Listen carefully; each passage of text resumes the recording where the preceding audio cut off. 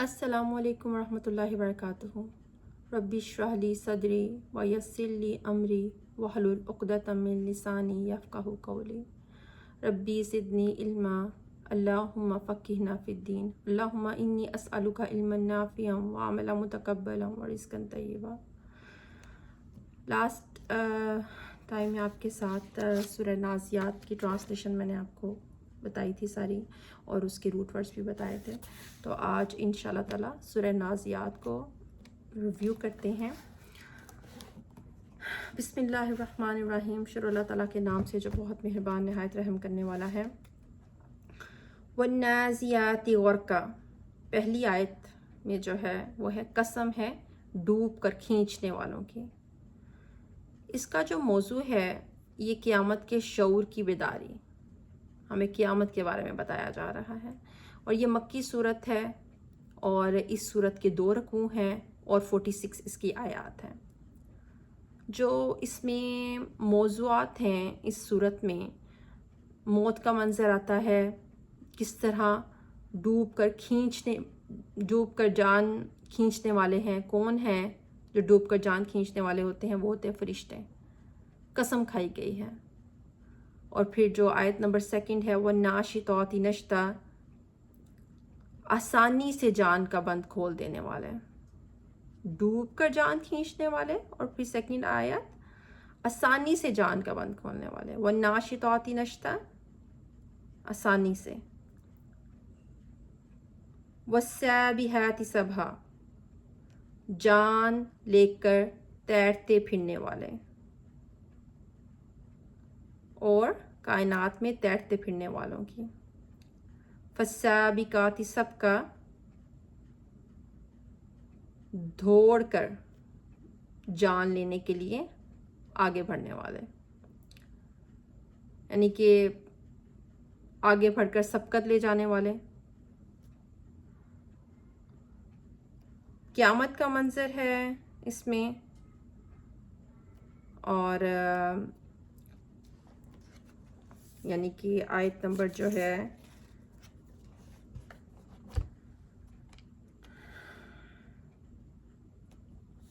फल मुदब्बिराती अमरा, ये आयत नंबर 5 है। जिस दिन, फिर ये क़यामत के बारे में बात की जा रही है कि जिस दिन ज़लज़ले का झटका मारेगा, यानी कि ज़लज़ले का एक झटका होगा ना। क़यामत इसी तरह आएगी, एक ज़लज़ला सा होगा। तत्बाउ हर रादिफा, उसके पीछे एक पीछे आने वाला आएगा। अल्लाह अकबर, अल्लाह अकबर। पहले आया है जिस दिन ज़लज़ले का झटका हला मारेगा, उसके पीछे एक पीछे आने वाली आएगी। अल्लाह अकबर। कुलूबुन यौमइज़िन वाजिफा, कुछ दिल उस दिन धड़कने वाले होंगे। अल्लाह अकबर। अब्सारुहा खाशिया, निगाहें उनकी झुकने वाली होंगी, यानी कि उनकी निगाहें झुकी हुई होंगी। यक़ूलूना इन्ना लमरदूदूना फिल हाफ़िरा, वो कहते हैं क्या यकीनन हम पहली हालत में फिर वापस होने वाले हैं। आइज़ा कुन्ना इज़ामन नख़िरा, क्या जब हम खोखली हड्डियां बन जाएंगे। ये उनकी बात हो रही है ना, ये जो उस वक़्त काफ़िर और मुशरिकीन होते थे और हज़ूर पाक सल्लल्लाहु अलैहि वसल्लम उनको क़यामत के बारे में बताते थे। तो वो कहते थे जब हम खोखली हड्डियां हो जाएंगी तुम हमें तब की बात कर रहे हो। एक तरह मजाक करते थे वो, इन बातों को एज़ अ मजाक लेते थे। क़ालू तिल्का इज़न क़र्रतुन ख़ासिरा, उन्होंने कहा तब ये वापसी तो बड़े घाटी की होगी, मजाकन एज़ अ जोक उन्होंने कहा। फ़इन्नमा हिया ज़जरतुन वाहिदा, फिर यकीनन वो तो बस एक डांट होगी। अल्लाह ताला फरमा रहे हैं फ़ाइज़ा हुम बिस्साहिरा, अल्लाह अकबर। क्या तुम्हारे पास फिर फ़ाइज़ा, फिर जब हम वो बिस्साहिरा, एक खुले मैदान में होंगे। फिर जब वो एक खुले मैदान में होंगे, हल क्या अता का हदीस मूसा, क्या तुम्हारे पास मूसा की खबर नहीं आई।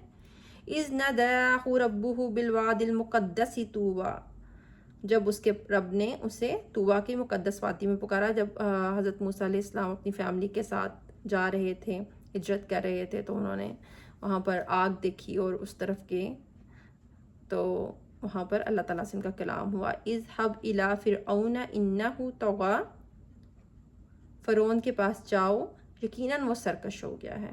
فقل هل لك الى ان تزكى، پھر کہہ دو کہ کیا تمہیں اس بات کی خواہش ہے کہ تم پاکیزگی اختیار کرو. حضرت موسیٰ علیہ السلام سے اللہ تعالیٰ فرما رہے ہیں کہ تم جا کے فرعون سے یہ کہو. وَأَهْدِيَكَ إِلَىٰ رَبِّكَ فَتَخْشَىٰ، اور میں تجھے تیرے رب کا راستہ دکھاؤں پھر تم ڈرنے لگو. فَأَرَاهُ الْآيَةَ الْكُبْرَىٰ، آیت نمبر 20 میں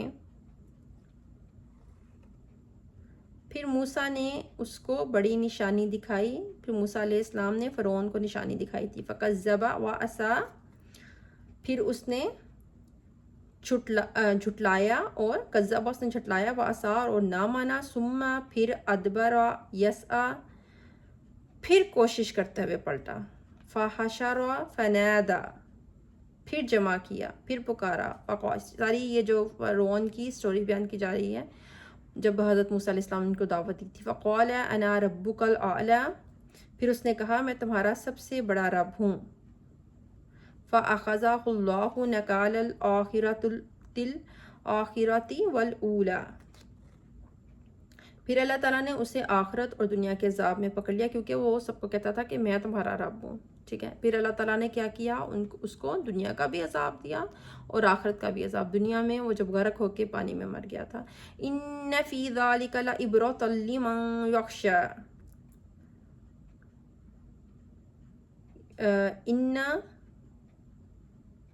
پھر اللہ تعالیٰ نے اسے آخرت اور دنیا کے عذاب میں پکڑ لیا. اور انا یقیناً فی ذالک، اس میں لعبرتاً عبرت ہے، لمن جس کے لیے، جو کوئی، ہر اس شخص کے لیے عبرت ہے جو یخشا ڈرے، جو ڈرتا ہو اس کے لیے عبرت ہے. اَأَنتُمْ أَشَدُّ خَلْقًا أَمِ السَّمَاءُ بَنَاهَا، سبحان اللہ سبحان اللہ سبحان اللہ. اللہ تعالیٰ فرما رہے ہیں کہ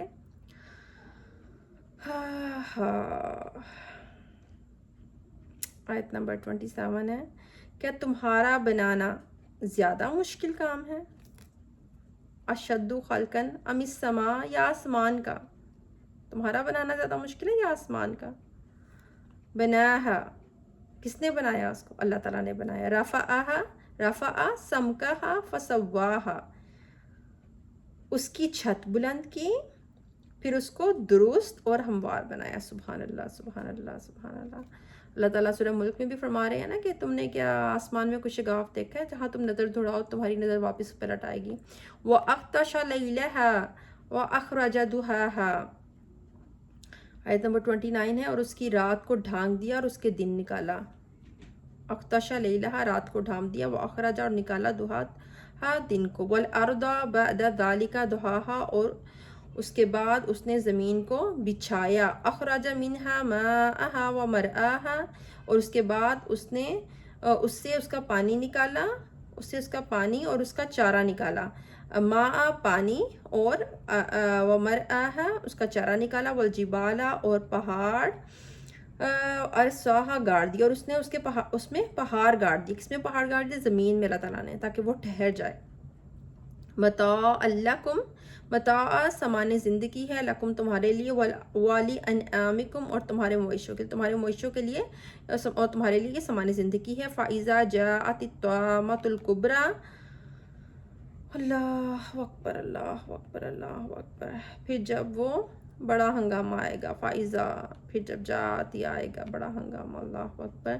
یوم یتذکر الانسان ما سعی، جس دن انسان یاد کرے گا جو اس نے کوشش کی، جو اس نے کوشش کی ہوگی وہ اس کو یاد کرے گا. وَبُرِّزَتِ الْجَحِیمُ لِمَنْ یَرَىٰ، وَبُرِّزَتِ، آیت نمبر 36، اور دیکھنے والے ہر شخص کے لیے جہنم ظاہر کر دی جائے گی. وَبُرِّزَتِ الْجَحِیمُ، جہنم کو ظاہر کر دیا جائے گا. لِمَنْ یَرَىٰ، ہر دیکھنے والے کے لیے. فَأَمَّا مَنْ طَغَىٰ، پھر جس نے طغیٰ سرکشی کی. وَآثَرَ الْحَیَاةَ الدُّنْیَا، اور اس نے کیا کیا؟ دنیا کی زندگی کو ترجیح دی. فَإِنَّ الْجَحِيمَ فِي الْمَأْوَى اللہ اکبر اللہ اکبر اللہم اجرنی من النار فَإِنَّ تو یقیناً جہنم جو ہے اس کا ٹھکانہ ہوگی وَأَمَّا مَنْ خَافَ مَقَامَ رَبِّهِ وَنَهَى النَّفْسَ عَنِ الْهَوَىٰ لیکن جو شخص اپنے رب کے سامنے کھڑے ہونے سے ڈر گیا وَأَمَّا خَافَ جو ڈر گیا کھڑے ہونے سے اپنے رب کے سامنے جس نے نفس کو بری خواہشات سے روکا ہوا خواہشات سے نفس کی نہ اس نے روکا بری خواہشات سے اپنے نفس کو اور وہ اللہ تعالیٰ کے سامنے کھڑے ہونے سے ڈرا فَإِنَّ الْجَنَّةَ اور اس کا جو ٹھکانہ ہوگا وہ کیا ہوگا وہ جنت ہوگی يَسْأَلُونَكَ عَنِ السَّاعَةِ أَيَّانَ مُرْسَاهَا وہ لوگ تم سے يَسْأَلُونَكَ وہ پوچھتے ہیں حضور پاک صلی اللہ علیہ وسلم سے سوال کرتے رہتے قیامت کے بارے میں کہ اس کا ٹھہرنا کب ہوگا فِيمَا أَنْتَ مِنْ ذِكْرِهَا تم اس کے بتانے کے بارے میں کس فکر میں ہو اللہ تعالیٰ فرما رہے ہیں اِلَىٰ رَبِّكَ مُنْتَهَاهَا تیرے رب کی طرف اس کی انتہا ہے انما یقیناً انت منذر من یخشاها یقیناً تم تو ڈرانے والے ہو ہر اس شخص کو جو اس سے ڈر جائے اللہ اکبر اللہ تعالیٰ نبی پاک صلی اللہ علیہ وسلم سے فرما رہے ہیں کہ تم تو بس ڈرانے والے ہو تم کو خبردار کرنے والے ہو کأنہم گویا کہ یوم یرونہا لم یلبسوا الا عشیۃ او ضحاہا جس دن یہ اسے دیکھ لیں گے تو گویا کہ دنیا میں نہیں ٹھہرے مگر ایک شام عشیہ تو ایک شام یا ضحاہا صبح اس کی اب میں آپ کو اس کے بارے میں تھوڑا سا بتاتی ہوں کہ یہاں پر جو آیت نمبر پہلی ہے وہاں پر وَالنَّازِعَاتِ غَرْقًا جو کس کی بات کی جا رہی ہے قسم ہے ڈوب کر کھینچنے والوں کی یہاں ڈوب کر کس چیز کو کھینچنے کی بات کی جا رہی ہے یہاں جان نکالنے کی بات کی جا رہی ہے جان نکالنے والے فرشتے جو ہیں وہ جب انسان کی جان نکالتے ہیں ڈوب کر اس کے اندر سے سختی کے ساتھ وَالنَّاشِطَاتِ نَشْطًا اور آہستگی سے جو مومن ہوتے ہیں ان کی جان کو نرمی آہستگی اور سہولت سے نکالتے ہیں فرشتے ایسے جیسے کسی چیز کی گرا کھولی جاتی ہے وَالسَّابِحَاتِ سَبْحًا اور فرشتے انسان کے بدن میں تیزی سے تیرتے پھرتے ہیں اور دوسرا اس کا یہ بھی ہے کہ فرشتے اللہ تعالیٰ کے احکامات کو لے کر تیزی سے کائنات میں تیرتے پھرتے ہیں فَالسَّابِقَاتِ سَبْقًا فرشتے اللہ تعالیٰ کی وحی کو انبیاء علیہ السلام تک دوڑ کر پہنچاتے ہیں تاکہ کوئی شیطان ان سے چیز حاصل نہ کرے آگے بڑھ کر سبقت لے جانے والے اور اس سے مراد یہ بھی ہے کہ فرشتے مومنوں کی روحیں تیزی سے جنت کی طرف لے جاتے ہیں فَالْمُدَبِّرَاتِ أَمْرًا پھر کام کی تدبیر کرنے والے ہیں کام کی تدبیر کیسے کرنے والے ہیں کہ یعنی کہ سارے کاموں کی تدبیر کرنے والے اللہ تعالیٰ تو ہے ہی یہاں اللہ تعالیٰ اپنی حکمت سے فرشتوں سے جو کام کرواتے ہیں اس کی بات کی جا رہی ہے کہ اللہ تعالیٰ نے تدبیر کرنے والے ان کو کہہ دیا اور یہ بھی ہے کہ فرشتے ان کاموں کی تدبیر کرتے ہیں جو اللہ تعالیٰ نے ان کے سپرد کیے ہوتے ہیں ان کو وہ اس کے لیے وہ پلان بناتے ہیں اور یوم ترجف الراجفہ یہاں پر ایک زلزلے کی بات کی جا رہی ہے آیت نمبر 6 میں کس مطلب یہ کون سا زلزلہ ہے کس زلزلے کی بات کی جا رہی ہے یہ پہلے سور کے پھونکنے کی بات کی جا رہی ہے جس سے ساری کائنات لرز اٹھے گی اور فنا ہو جائے گی یہ زلزلہ آئے گا جب پہلا سور پھونکا جائے گا تتبعها الرادفہ پیچھے آنے والی یعنی کہ اس کے پیچھے ایک اور پیچھے آنے والی اس سے مراد کیا ہے جو دوسری بار کا سور پھونکا جائے گا اس کی وجہ سے تمام مردے جو ہوں گے وہ زندہ ہو کر قبروں سے نکل آئیں گے یہ جو تقریباً 40 سال کا اس میں ہوگا تقریباً قلوب یومئذ واجفہ قیامت کی سختیوں اور شدتوں کی وجہ سے اس دن جو دل کی دھڑکنیں ہوں گی نا وہ بہت زیادہ تیز ہوں گے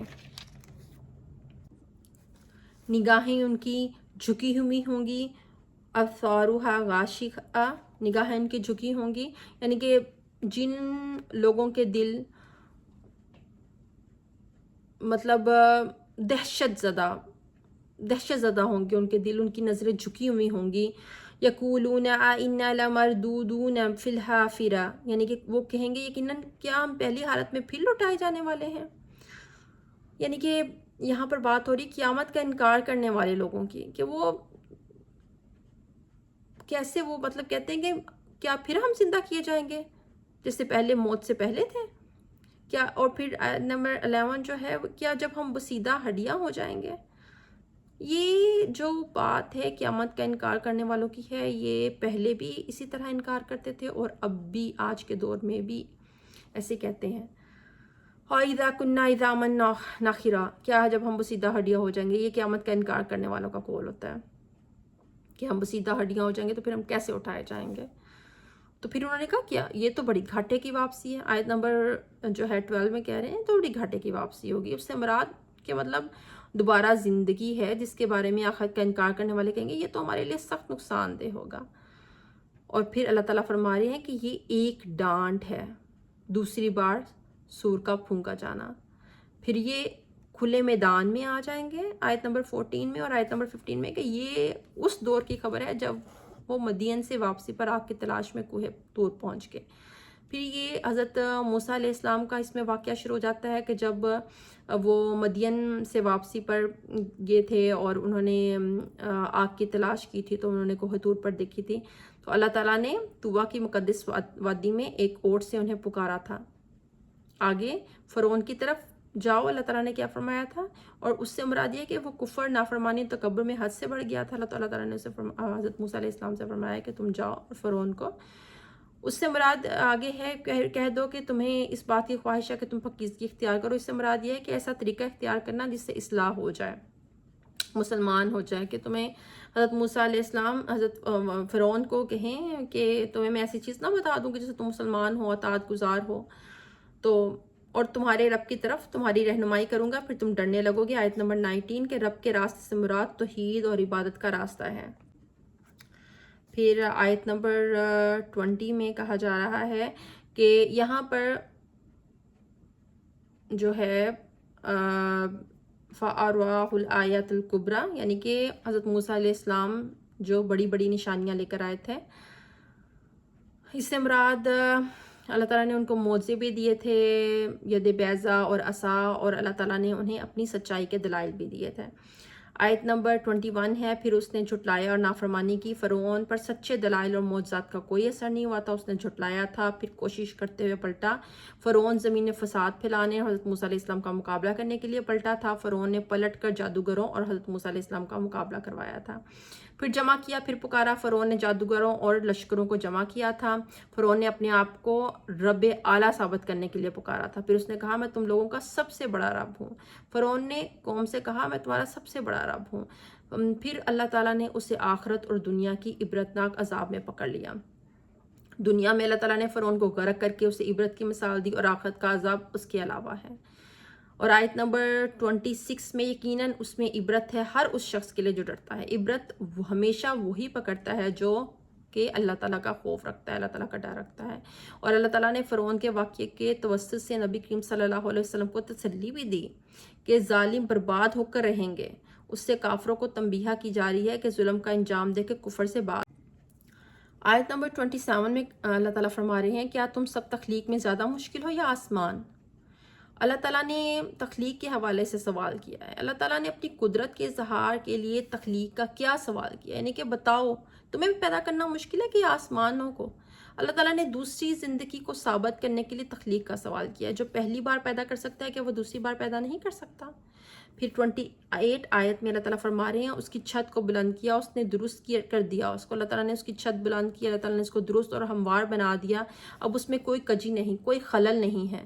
پھر اللہ تعالیٰ نے رات کو طریق کر دیا، سورج کو اس کے سامنے سے ہٹا دیا، اور دن کو سورج کے سامنے، دن کو جو ہے وہ سورج کے ذریعے اللہ تعالیٰ نے روشن کیا۔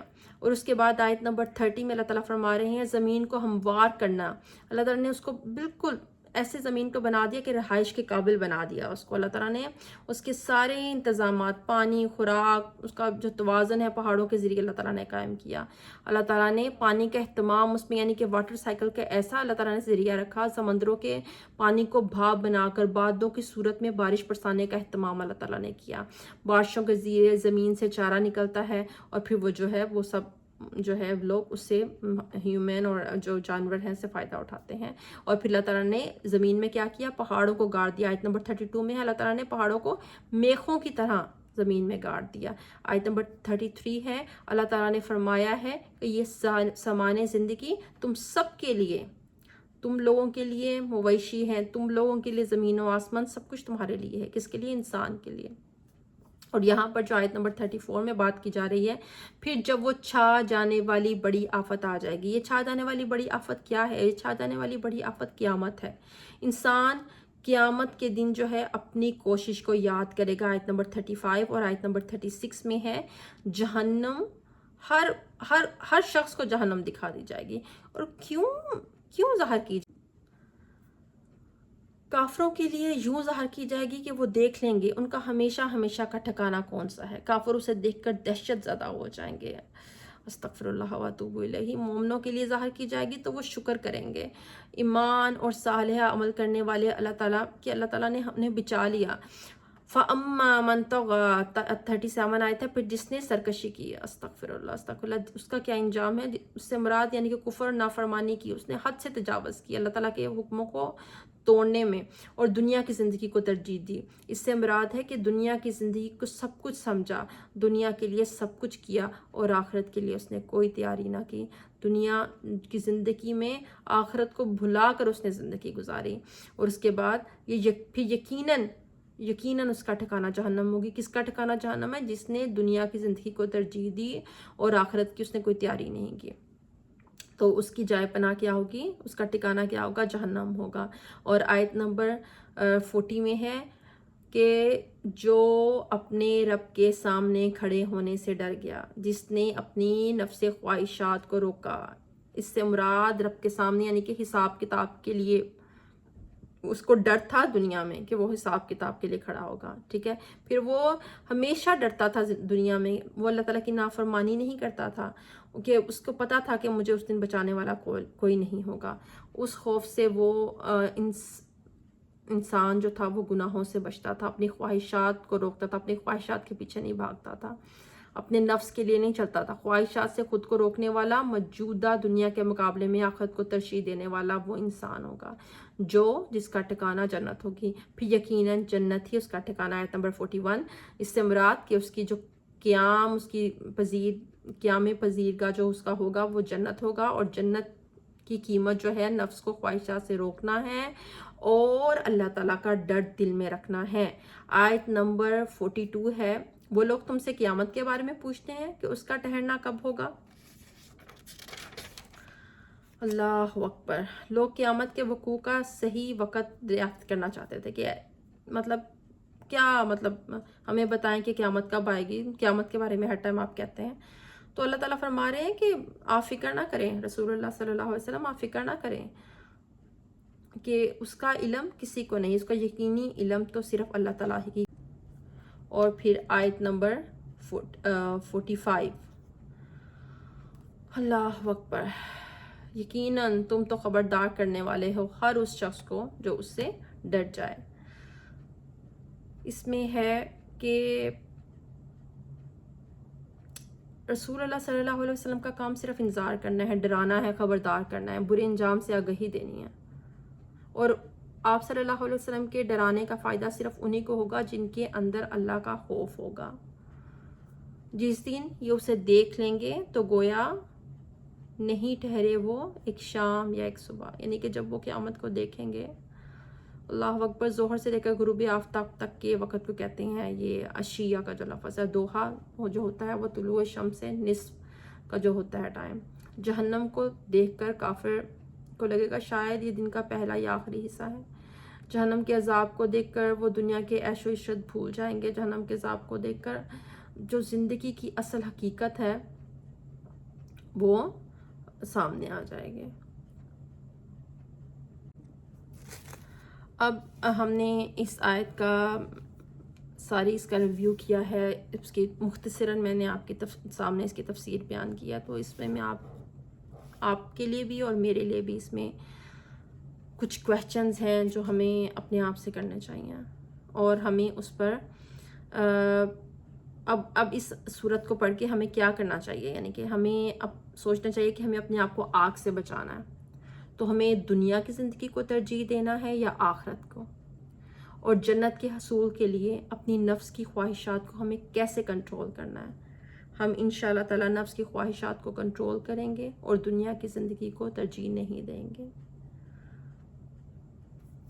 سبحانک اللہم و بحمدک اشہد ان لا الہ الا انت استغفرک و اتوب الیک. السلام علیکم و رحمۃ اللہ وبرکاتہ.